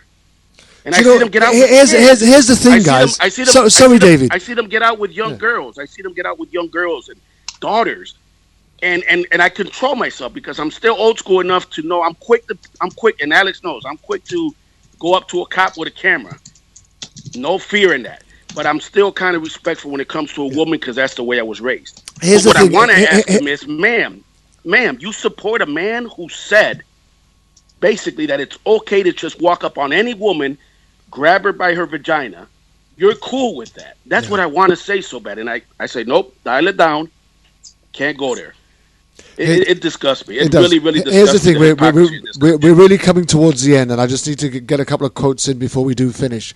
But if your daughter brought a guy home as her boyfriend, and that's how he spoke, if you were interviewing for a guy for a job as a mechanic or to work in McDonald's, and that's how he spoke. If you were in a hospital and the doctor who was about to carry out his surgery on you walked up to your bedside, and that was the type of conversation that was coming from his mouth, you would be in absolute uproar and disgust and refuse to have anything to do with that kind of a person. But yet, there are those in America who elected him president, in spite of all the vulgarity and the disrespect and the hate that spurned from his very campaign. Guys, we're really running short of time, and the new website now is going to cut me out dead at 8 o'clock. I just want you all to just try to get in your last quotes, as we normally do. Alex, you've been quiet for a while. Maybe you can have a couple of minutes just to churn things up and wind things up. Your thoughts, please, on what you've heard so far and where you see us going with Trump after this. Right. Well, first of all, I want to give all the glory to the creator here, Kervin, the creator of humanity that brought us together here today to speak on such just strong subject matter. Of course, I don't have the answers for nothing really, other than my desire to try to make this a better world, for our future, for our children. I myself became really screwed up as being once upon a time a part of the system, and now knowing and being able to see the light like so many other people. We have to continue to talk about this subject matter, is what I always say, and to attack this, as Cheryl says, drunken with power syndrome from law enforcement. They don't want to let go of this power, but we need to talk about it and really discuss these issues with police officers, PTSD, with this subculture of white supremacy, which we now know has existed for the longest. So, I just wanted to, keep my message, consistent, that I'm not against the police, okay, by no means, but I'm afraid, for our lives too, because this subject matter is so powerful. This is what got Dr. King killed. This is what got Malcolm X killed. So many people who, spoke up. But now what we have is we have a society, we have social media. This is a different age of time where anything can happen from one day to the next, it appears to be. 1 second we have a black president, next thing we have the leader of a KKK pretty much, becoming the next president. From one extreme to the other, right? Right, so where this is going to wind up, I don't know. I pray that there are police officers with consciences out there who will come and step forward, that there will be FBI agents, Secret Service people that are going to say, hey, you know what, this is wrong, that there will be real Americans there monitoring these, conferences, these discussions, to be able to make common sense decisions, that they will not be blinded as they were back in, Hitler's period with going along with the game. And of course, we knew that there was people that said, you know what, we're not going to do this. And they tried to take out Hitler. By no means am I, saying kill the president or anything like that, because I would be getting a call here from the Secret Service pretty soon, because they don't play with that. They don't mess with that. But here, you're looking at a man, like I said, he's talking like a tyrant. And that is scary, because that causes people to become very nervous. Here in Los Angeles with the Latino community, there is massive paranoia and fear when I speak to these people. They are so scared and terrified. These are the new slaves of this new millennium, Latinos, Mexicans, Salvadorians, Alex, people who... we are running out of time. I need to get Cheryl quickly. Go ahead, okay, no problem. Thank you very much for that rundown. I know I really wish I had started this roundup early on. Cheryl, a quick message of hope for the communities. Just real quick, we understand that there's a segment of the population that's willing to cut their nose to spite their face, and so we have to remain purposeful and focused. For anyone who has a desire to learn how to survive those police encounters, reach out to me at CherylDorsey.net. Follow me on Twitter at SGT Cheryl Dorsey. And thank you, Kervin, for having me on. Everyone have a good week. Listen, we're going to be looking to have you back in the new year, Cheryl, on impacting police impacting community when we come back again. David, your last words with you, sir. I just want to be, I'll be real quick. I want to end the way I started with thanking you, for providing a platform for doing something. And I mean that. A lot of people that criticize and, the system or speak out, but they don't, they do it in their shower, so to speak, like we say in Spanish. Their singer is best known in the shower. They don't go beyond that. So I thank you, my brother, for providing this platform. And let's just hope for the best, man. Okay, well, we'll look forward to joining up with you again. Dr. David Remey, I'm going to leave the last word with you, sir. I'm going to just say thank you to everybody and leave the last word with you with one piece of advice, Davey. When you get in the shower, wear shoes if it's somebody else's shower. I mean by that. Alex, Cheryl, thank you guys so much and have a super week and don't give up the fight. I just want to take this time to thank each and every one of you that has managed to join us on this particular show. Our special thanks goes out to Cheryl Dorsey, retired Sergeant for LAPD. Special thanks goes out to Alex Salazar, former LAPD officer. Extra special shout out going out to Dave Ibarra, activist and blogger. Thank you very much.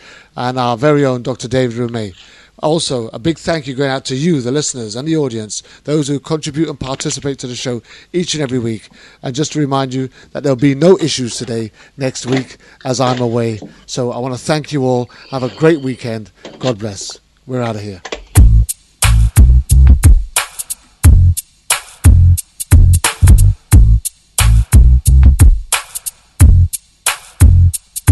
I already did my time. I paid for my crime.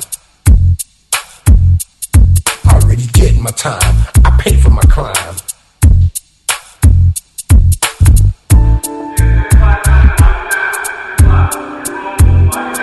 I already did my time. I paid for my crime. I already did my time. I paid for my crime. I already did my time. I paid for my crime.